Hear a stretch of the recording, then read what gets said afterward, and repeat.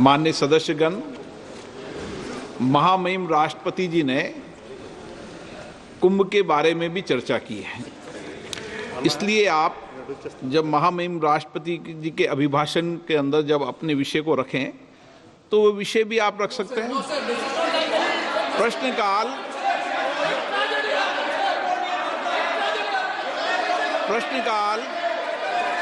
प्रश्नकाल सबसे महत्वपूर्ण समय होता है, माननीय सदस्यों का समय होता है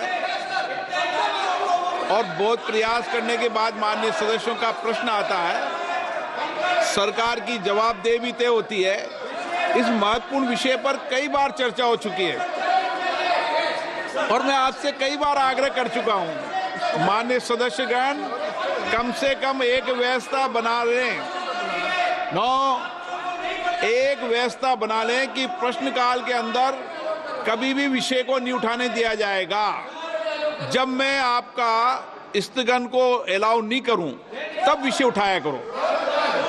कभी हम संसद की व्यवस्थाओं को तो बनाएं ना।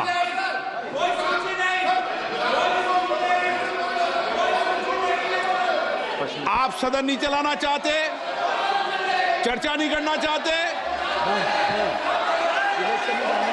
माननीय सदस्य। So thank you, Speaker sir. Question number 1 पूछ रहा है सर मैं supplementary का।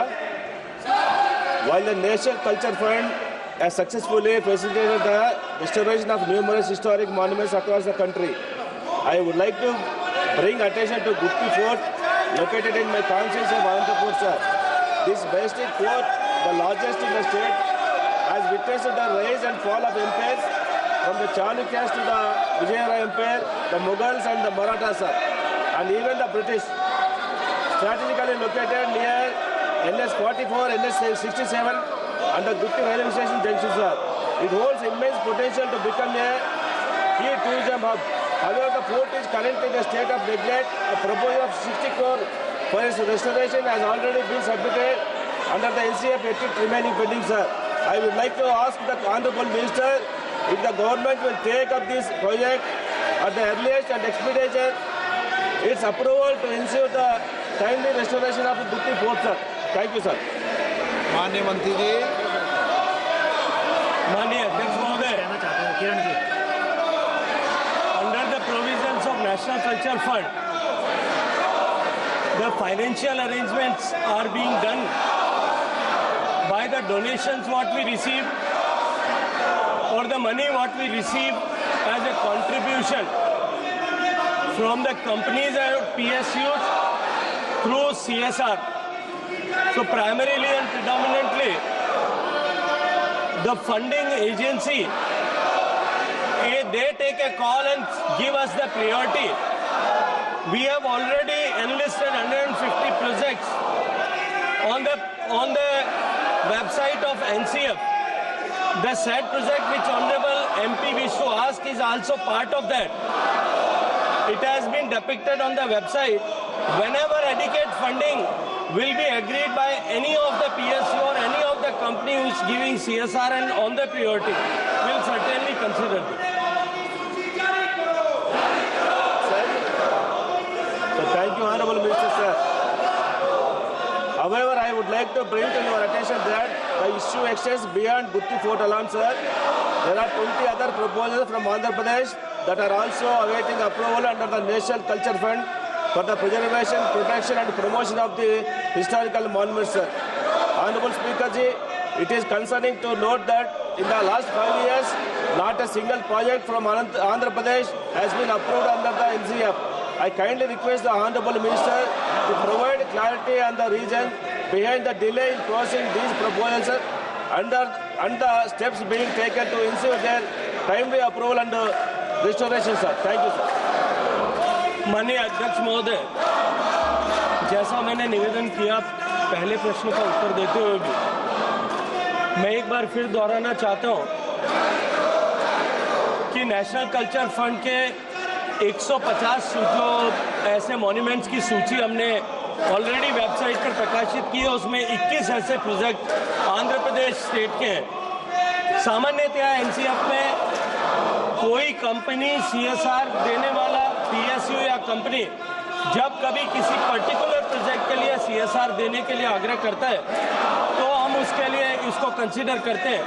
अभी हमने डीपीआईटी को के साथ में बैठक करके सारे पीएसयू से आग्रह किया है कि वो कुछ धनराशि उपलब्ध कराएं।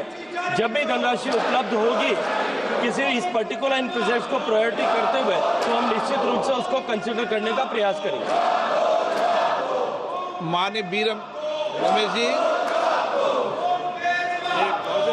Owners Fund has proposed for water trunking and strengthening of Buddhist rock cut, stirrups and repairs of caves, and the use of structural charlia with 3 crore cost estimate. The project proposed also provides for a public amenities and landscape of gardens. Kindly, Minister, Honorable Minister, has to say on this. फिर मैं वही निवेदन करूंगा कि हमने उसको सूचीबद्ध किया है, उस पर धनराशि उपलब्ध होने पर निश्चित रूप से उस पर कार्रवाई की जा सकती। किरण रिजिजू जी, आप संसदीय कार्य मंत्री जी। सर, आज उम्मीद किया था कि अच्छा से पार्लियामेंट का क्वेश्चन आवर चलेगा।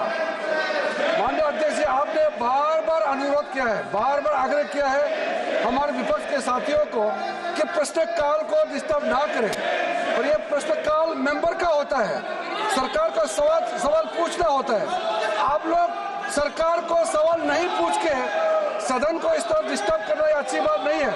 अब जनता आपको सवाल पूछेगा कि आप सदन में क्यों आए हैं। आपके आग्रह करने के बाद भी इस तरह का डिस्टर्बेंस करना ये अच्छा नहीं है। सरकार की तरफ से मैं खंडन करना चाहता हूँ।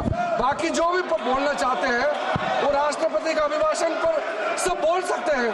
ये पहला दिन इस तरह का ये नजर यहाँ पे जो अपोजिशन मेंबर्स ने जो हरकत किया है ये ठीक नहीं है। मैं सर इसका खंडन करता हूँ। श्री राम शिरोमणि वर्मा, प्रशांत पोडले, राम शिरोमणि बोल रहे हैं।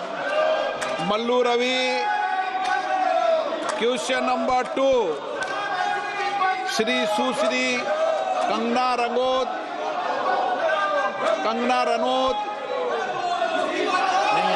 सुरेश कुमार कश्यप। कार्रवाई शुरू होते ही देखिए हंगामे के आसार पहले से ही थे और हंगामा हो भी रहा है। हम हिमांशु मिश्रा का सीधा रुख करेंगे। हमारे साथ हमारे सहयोगी, हमारे संवाददाता जुड़ चुके हैं।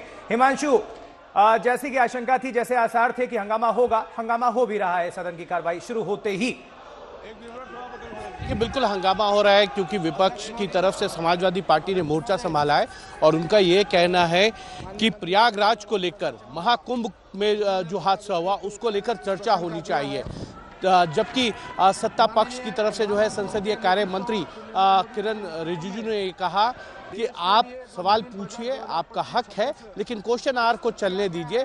आपको जो बात कहनी है महाकुंभ को लेकर या अन्य विषयों पर, वो आप राष्ट्रपति के अभिभाषण पर जो धन्यवाद प्रस्ताव है उस पर बोल सकते हैं।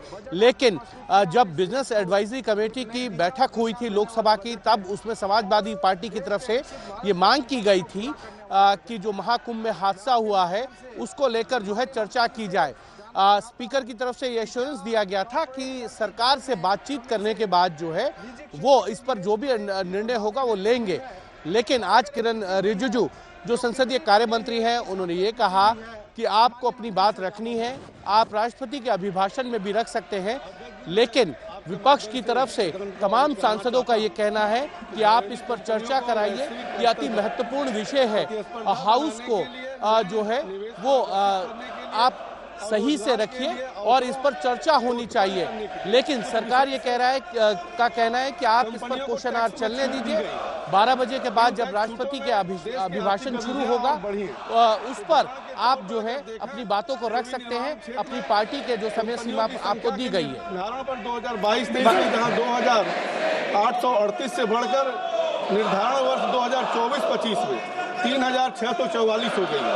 साथ में स्टार्टअप की संख्या में भी लगातार बढ़ोतरी हो रही है और टैक्स पेयर की संख्या भी लगातार बढ़ रही है और टैक्स कलेक्शन भी लगातार बढ़ रहा है। इन्हीं सब का परिणाम है कि 2014-15 में हमारी अर्थव्यवस्था 10वें स्थान पर थी, अब वो विश्व की 5वीं सबसे बड़ी अर्थव्यवस्था बनकर के उभरी है।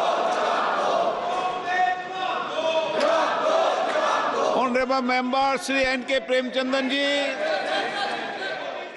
प्रेमचंदन जी, आप मुझसे कहते हो मुझे महत्वपूर्ण सवाल पूछना है, सीट पे नहीं बैठते हो, ये तरीका ठीक नहीं है आपका। प्लीज, श्री कीर्ति आजाद जी।